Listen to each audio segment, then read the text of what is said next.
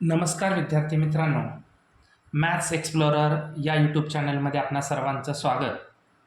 आपण मॅथ्स 1मधील lesson number 2 quadratic equation पाहतोय. लास्ट व्हिडिओमध्ये आपण या क्वाड्रॅटिक इक्वेशनशी रिलेटेड असणारे सर्व बेसिक कन्सेप्ट्स आणि काही एक्झाम्पल सॉल्व केलेले होते.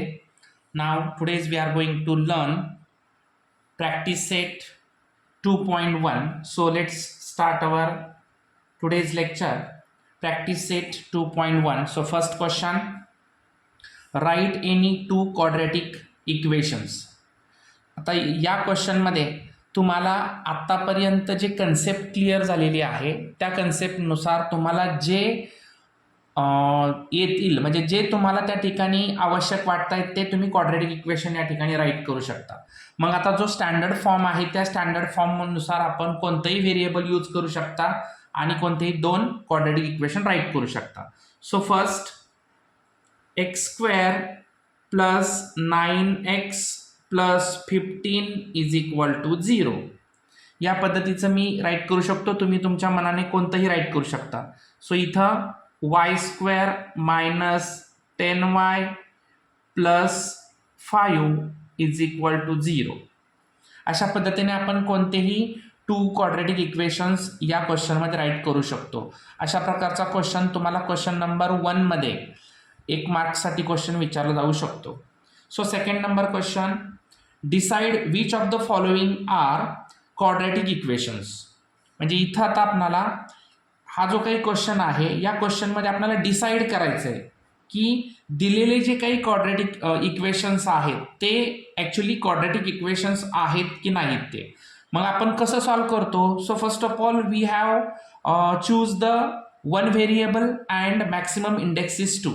जर हे दोन क्रायटेरिया कंप्लीट होत असतील तर आपण ते जे इक्वेशन आहे ते क्वाड्रॅटिक इक्वेशन आहे असं आपण लिहित असतो. सो इथं पहा, इथं व्हेरिएबल सुद्धा एक्स हे व्हेरिएबल यूज केलेलं आहे आणि हायेस्ट इंडेक्स हा 2 आहे. सो आपण इथं काय लिहिणार, हिअर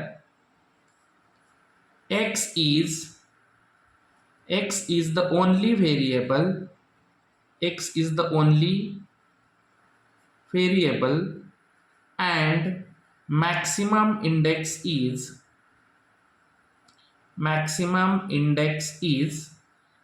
2. मॅक्सिमम इंडेक्स 2 आहे. हे दोनच क्रायटेरिया जर कंप्लीट होत असतील आणि तिसरा एक आहे की इथं a is not equal to 0 म्हणजे इथली जी x म्हणजे x² जो आपण लिहिलेला आहे इथला जो कोइफिशियंट आहे तो 0 नाही पाहिजे. ठीक आहे, हे तिन्ही पण क्रायटेरिया इथं कंप्लीट झालेले आहेत. Therefore it is a quadratic equation. It is a quadratic equation म्हणजे हे दिलेले इक्वेशन हे क्वाड्रॅटिक इक्वेशन आहे. So second one, y² is equal to 5y minus 10. हे अरेंज करून घेऊया आपण. y² हे 5y इकडे आल्यानंतर मायनस 5y हे 10 plus 10 is equal to 0. So इथं पण बघा y हे व्हेरिएबल आहे आणि मॅक्सिमम इंडेक्स 2 आहे. So here y is the only variable, and maximum index is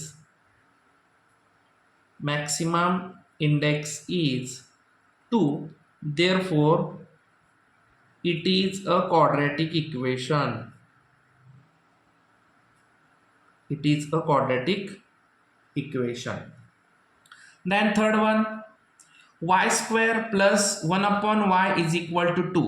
so अशा प्रकारचं इक्वेशन आलं तर त्या इक्वेशनमधील जो डिनॉमिनेटरला वापरलेला व्हेरिएबल आहे तो व्हेरिएबल आपल्याला कॅन्सल केला पाहिजे. मग हा डिनॉमिनेटरचा व्हेरिएबल जर कॅन्सल करायचा असेल तर both side multiple bye y करावा लागेल. मग बोथ साईडला जर आपण y ने मल्टिपल केला so y² into y plus y into 1/y is equal to 2 into y. So इथं y ला y कॅन्सल झाला, y² into y³ plus 1 is equal to 2y. आता इथं आपल्याला बाकी अरेंज सुद्धा करायची गरज नाही. इथं y³ आलेला आहे म्हणजे इथला मॅक्सिमम इंडेक्स हा 2 नाहीये. म्हणजे आपण इथं काय लिहू शकणार आहे आता, here y is the only variable, y is the only variable, but maximum index is not 2. Maximum index 2 आहे का? नाहीये. Therefore it is not a quadratic equation. It is not a quadratic equation. म्हणजे आपल्याला दिलेले equation थोडं arrange करून घेतलं तर आपल्याला लगेच इझिली लक्षात येत आहे की हे क्वाड्रेटिक इक्वेशन आहे का नाही ते. हा झाला क्वेश्चन नंबर 3. सेकंड क्वेश्चन मधील सब क्वेश्चन थर्ड नंबरचा आहे. Then next question number 4. Question number second मधील sub question number 4. Same question आहे. इथं सुद्धा आपल्याला एक्स हा जो डिनॉमिनेटर आहे तो डिनॉमिनेटर आपल्याला कॅन्सल करावा लागेल. तो कॅन्सल करायचा असेल तर आपल्याला both side multiple by x करावा लागेल. मी डायरेक्ट लिहितो x into x, x square. एक्सला एक्स कॅन्सल होणार म्हणजे इथं राहिला 1 आणि 2 -2 into x -2x. So x square arrange करून घेऊया. हे -2x इकडे आल्यानंतर plus 1 is equal to 0.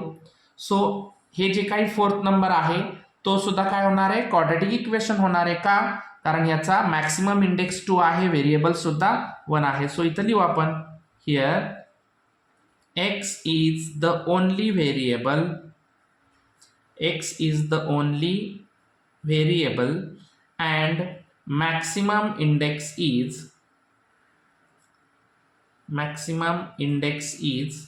2. Therefore it is a quadratic equation. It is a quadratic equation. खूप इझी क्वेश्चन्स आहेत. हे क्वेश्चन्स तुम्हाला 1 मार्क्स साठी विचारले जाऊ शकतात, त्यामुळं इझिली हे सॉल्व्ह होणारे क्वेश्चन आहेत. आता क्वेश्चन नंबर 5. 2 ब्रॅकेट दिलेले आहेत m+2 m-2.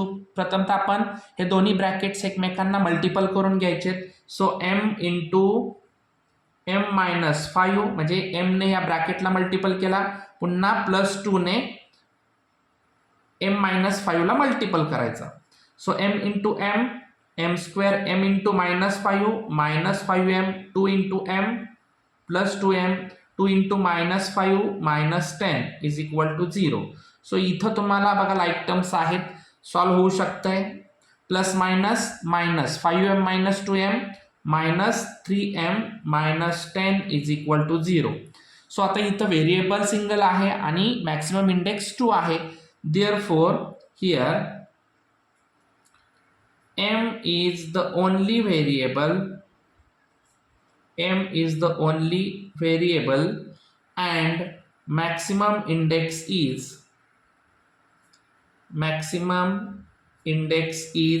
2. Therefore it is a quadratic equation. It is a quadratic equation. म्हणजे इथं बघा हे थोडंसं अरेंज करून घेतलं, सॉल्व्ह केलं, दोन्ही ब्रॅकेट मल्टिपल केले की आपल्याला हे क्वाड्रेटिक इक्वेशन मिळालेलं आहे. Next question number 6. Question number second मधील सब क्वेश्चन नंबर 6 आहे.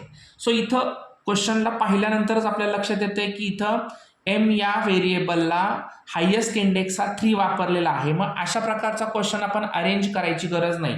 या क्वेश्चनला आपण डायरेक्ट सुद्धा लिहू शकतो. Here m is the only variable,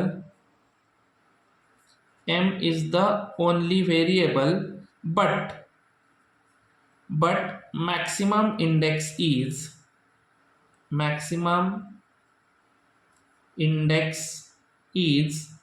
not 2.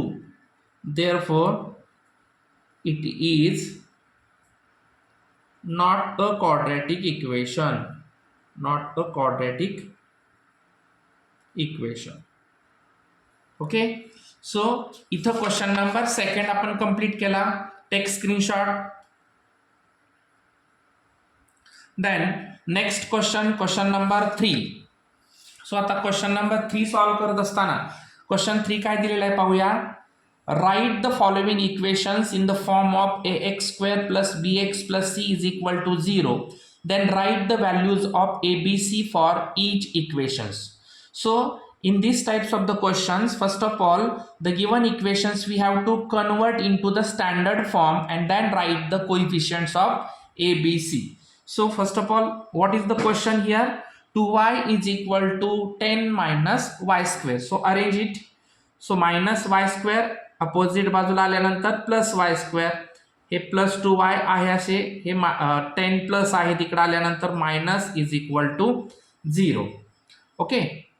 आता इथं तुम्हाला जे क्वाड्रॅटिक इक्वेशन मिळालेलं आहे, आता हे क्वाड्रॅटिक इक्वेशन आपण या असणाऱ्या स्टँडर्ड फॉर्म बरोबर त्याला कम्पेअर करायचंय. देअरफॉर कम्पेअर विथ आता स्टँडर्ड फॉर्म काय होणार, इथं व्हेरिएबल y वापरलेला असल्यामुळं ay square plus by plus c is equal to 0 हा y व्हेरिएबल सोबत असणारा हा स्टँडर्ड फॉर्म किंवा जनरल फॉर्म या ठिकाणी होणार आहे. सो आता याच्यामुळं कम्पेअर करताना आपण काय लिहिणार, therefore a is equal to, a ची व्हॅल्यू काय होणार 1, b is equal to plus 2 and c is equal to minus 10. अशा पद्धतीने इथं a b c च्या व्हॅल्यू आपण राईट केलेले. Next question, x minus 1 square is equal to 2x plus 3. आता या क्वेश्चनमध्ये आपणाला इथं x मायनस 2 x मायनस 1चा स्क्वेअर आहे, मग याच्यासाठी आपण फॉर्म्युला कोणता वापरू शकतो, a मायनस बीचा स्क्वेअर. मग याचा एक्सपान्शन फॉर्म काय होणार, फर्स्ट नंबरचा square minus 2 into first and second नंबरचा मल्टिपल प्लस सेकंड नंबरचा स्क्वेअर. हा झाला त्याचा एक्सपांड फॉर्म. मग या एक्सपांड फॉर्म प्रमाणे आपण याचं काय करायचं इथं, तर एक्सपान्शन करायचं. याच पद्धतीने सेम करायचं. तर पहिल्या संख्येचा square minus 2 into first number and second number यांचा multiple x into 1 x plus second नंबरचा स्क्वेअर 1चा square 1 is equal to 2x plus 3 as it is. Okay. So आता इथं पुढं आपण साईड चेंज करून घ्या. हे 2x इकडे आल्यानंतर मायनस होणार आहेत. ओके. हे 3 सुद्धा इकडे आल्यानंतर minus is equal to 0. So हे लाईक टर्म्स आहेत, यांच्यामध्ये कॅल्क्युलेशन होत आहे. So x square minus minus plus, minus minus plus होईल, परंतु दोन्ही संख्यांना सेम साईन आहे त्याच्यामुळं minus 2 plus 2 4x. So minus 4x plus minus minus 3 minus 1 2 आणि मोठ्या संख्येत sign minus is equal to 0. आता हे क्वाड्रॅटिक इक्वेशन आपल्याला मिळालं. आता कम्पेअर करायचं. कंपेयर विथ वेरिएबल x है, so ax square plus bx plus c is equal to 0. Therefore a is equal to 1, b is equal to minus 4 and c is equal to minus 2. अशा पद्धतीने इथ्यात a b c च्या value आपल्याला मिळाल्या. Next question आहे. आता इथं क्वेश्चनमध्ये पहा, इथं ब्रॅकेटच्या बाहेर मायनस साईन असल्यामुळे आतली साईन चेंज होणार. So left side as it is, इथले मायनस 3 आणि एक्सच्या मायनसला प्लस होणार एक्स. सो आता साईड चेंज करून घ्यायचे.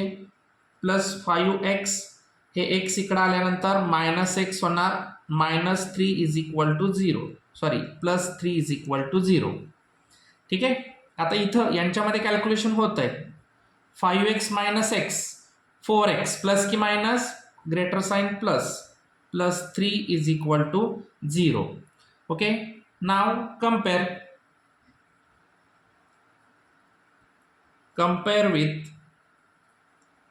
ax square plus bx plus c is equal to 0. So a is equal to 1, b is equal to plus 4 and c is equal to plus 3. Okay, this is the question number 3rd. Then question number 4th.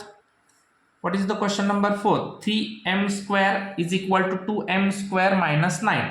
हे 2m square इकडच्या साईडला आल्यानंतर minus 2m square आणि हे minus 9 इकडे आल्यानंतर plus is equal to 0. 3m square minus 2m square only m square plus 9 is equal to 0. आता या प्रकारचा क्वेश्चन आल्यानंतर आपल्याला याला पहिला स्टँडर्ड फॉर्म मध्ये लिहिणं गरजेचं आहे. सो स्टँडर्ड फॉर्म मध्ये लिहिताना आपण काय करणार, जो टर्म नाहीये त्याला 0 टाकायचा. Plus 0m plus 9 is equal to 0. आता कम्पेअर करायचंय. कंपेअर विथ व्हेरिएबल एम आहे, so am square plus bm plus c is equal to 0. Therefore a is equal to 1, b is equal to 0 and c is equal to 9. This is the question number 4. Then next question number 5. Question number 5 बघा, p ब्रॅकेटच्या बाहेर p आहे, so p ने आपल्याला ब्रॅकेटला multiple करावं लागणार आहे. p into 3p, p into 6p plus 6p square is equal to -5. So arrange करून घ्या, साईड चेंज करून घ्यायच्या. 6p प्लस 3p आणि हे -5 इकडे आल्यानंतर प्लस इज इक्वल टू 0. हा झाला जनरल फॉर्म मध्ये. आता कम्पेअर करायचंय.